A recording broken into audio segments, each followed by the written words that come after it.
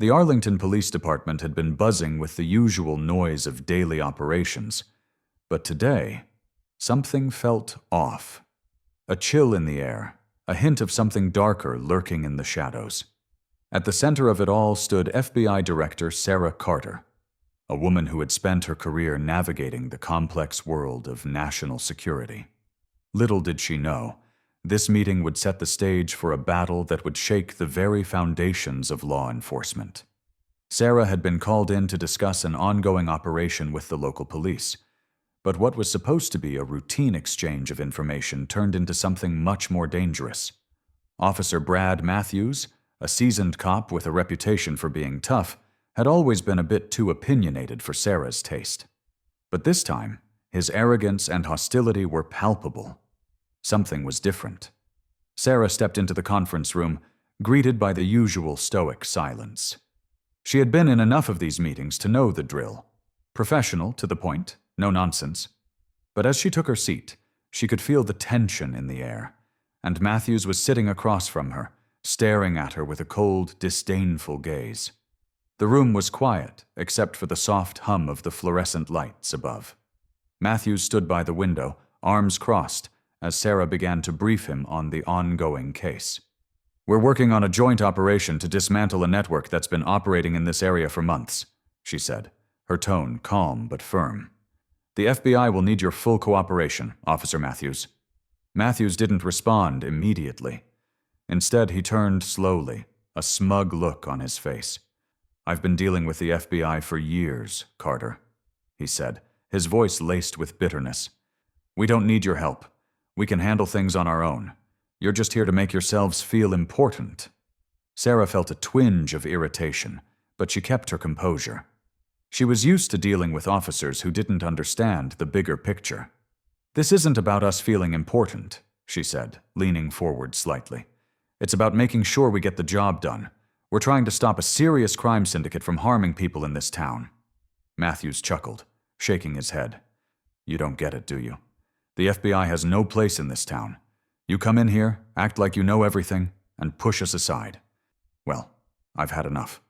Sarah's jaw tightened, but she didn't let her emotions show. She had dealt with difficult personalities before, but Matthew's hostility was different. It felt personal. She wondered if there was more to his animosity than just a difference in approach. Before she could ask him to elaborate, Matthews took a step closer, his eyes narrowing. "I don't take orders from anyone, least of all from some outsider who thinks she can waltz in and take over," Matthews spat, his voice rising. The room seemed to close in on Sarah, and she could feel the tension crackling in the air. She straightened in her chair, refusing to let his words affect her. "I'm here to work with you, officer, but if you're going to be obstructive—" she started, only to be cut off by Matthews's sudden outburst. "You listen to me, Carter," Matthews barked, his face turning red with anger. "I don't need your FBI interference, and if you think you can push me around, you're sorely mistaken. You've crossed the wrong line today." The temperature in the room seemed to drop as Matthews's words hung in the air. Sarah could feel the threat in his tone. This wasn't just about a difference in opinion. Matthews was challenging her authority, and in his mind, he was untouchable. But what Matthews didn't know was that Sarah wasn't just any FBI director.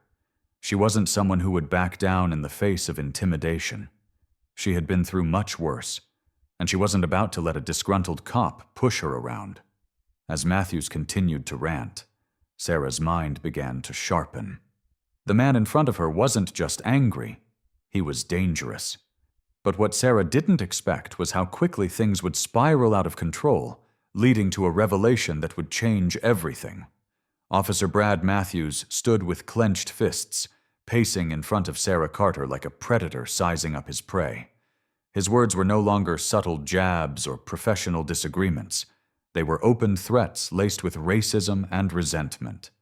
He was spiraling, and he didn't seem to care that he was threatening a federal officer in a government building with cameras recording every word. "You people think you can come in here and change the rules," Matthews snapped. "Well, not in my station, not in my town." Sarah didn't flinch. She remained seated, her expression unreadable. "Officer Matthews," she said calmly, You need to be very careful about what you're saying right now. That was the trigger. Matthews' face twisted into a snarl. You threatening me, Director? You think your little badge makes you special? You're not in D.C. now. You're in my house. He leaned in dangerously close, his breath hot with rage. If you weren't hiding behind that title, you'd be just another woman I'd throw out of here myself. For a moment, there was only silence. Even the hum of the air conditioning seemed to stop. Sarah slowly stood from her chair, eye to eye with the man who had just unknowingly crossed the line of no return. You're right, she said, voice low and controlled. I'm not here as someone who wants to play politics. I'm here as the director of the Federal Bureau of Investigation, and you just made a very serious mistake. Matthews blinked, confused.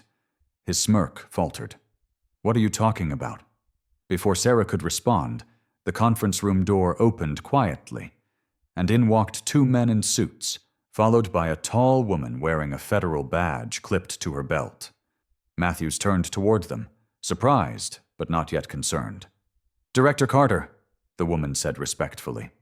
We received your signal. Everything is in place. Matthews turned back to Sarah, now visibly alarmed. Signal.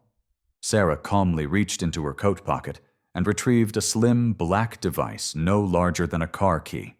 Standard issue distress trigger, she said, placing it on the table. I activated it 10 minutes ago when your behavior crossed the line. His face drained of color. You see, Officer Matthews, Sarah continued, you weren't just threatening a visitor from another agency. You were threatening the highest-ranking FBI official in this region, and all of it, your words, your aggression, your threats, have been recorded from 3 different angles. Not just in this room, every hallway you stomped down, every insult you muttered under your breath. Matthews took a step back. You can't do this. You were just exposing yourself, Sarah said flatly, and you just handed us the final piece of evidence we needed. The lead agent stepped forward. Brad Matthews, you are hereby relieved of duty and placed under federal investigation for threats against a federal officer, misconduct, abuse of authority, and violations of civil rights. Matthews opened his mouth to object, but nothing came out. As the agents moved in to cuff him, his fellow officers stood frozen in the hallway, watching the man they once admired being taken down in front of their eyes. He resisted slightly, then looked back at Sarah. This isn't over. Sarah didn't blink. You're right. It's just beginning. As he was escorted out of the building, silence fell over the station. Those who had once backed Matthews out of fear or misplaced loyalty suddenly found themselves questioning everything. And Sarah? She stood tall, composed, and fearless. This wasn't the first corrupt officer she had exposed, and it wouldn't be the last. But this one? He made it personal. The aftermath of the arrest spread like wildfire. Officer Brad Matthews' removal from the police department shook the very core of the Arlington police force. His reputation, once a symbol of power and fear, was shattered in a matter of hours. The officers who had once followed him out of loyalty or intimidation now faced the uncomfortable reality of their own complicity in his actions. As the investigation into Matthews deepened, it was revealed that he had been involved in multiple instances of misconduct, abuse of power, racial profiling, and corruption. The details were horrifying: false reports, planted evidence, and a long history of racial bias against black citizens in the community. The department was quickly thrust into the spotlight, and a thorough investigation began to uncover a systemic problem within the force. But Matthews wasn't the only one who would face consequences. The ripple effect of his downfall reached far beyond him. Officers who had supported him, whether out of fear or misguided loyalty, were now under scrutiny. A handful of them resigned, and several others were placed on administrative leave while their conduct was investigated. The force was shaken to its core, and the town of Arlington was forced to reckon with the deep-seated issues of racism and corruption within its own police department. For Sarah Carter, the battle was far from over.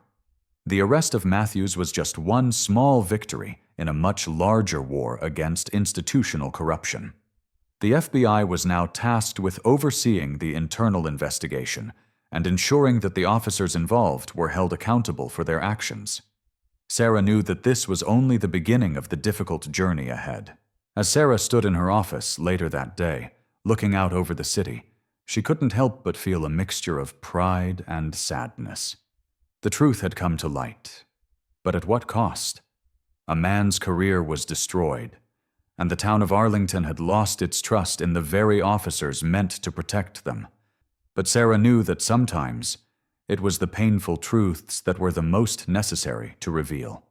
Her phone buzzed on the desk, pulling her from her thoughts. It was a text from her second-in-command. "Great job today, but remember, we're only as strong as our ability to stand up against the next battle. They'll try to cover their tracks. Stay vigilant." She nodded to herself, already preparing for the next step in her fight. Corruption didn't stop with one officer. It was a system, a culture that needed to be dismantled piece by piece. As Sarah stood up, she felt a renewed sense of purpose. She was ready for whatever came next.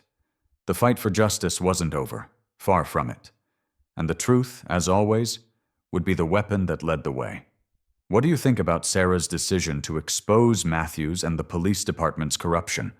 Do you think it's enough, or is there more that needs to be done? How far should officials go to ensure justice in situations like this? Let us know your thoughts in the comments below. If you believe that standing up to corruption is essential, subscribe our channel, like, comment, and share this story with others who need to hear it. Justice will only prevail if we keep speaking out.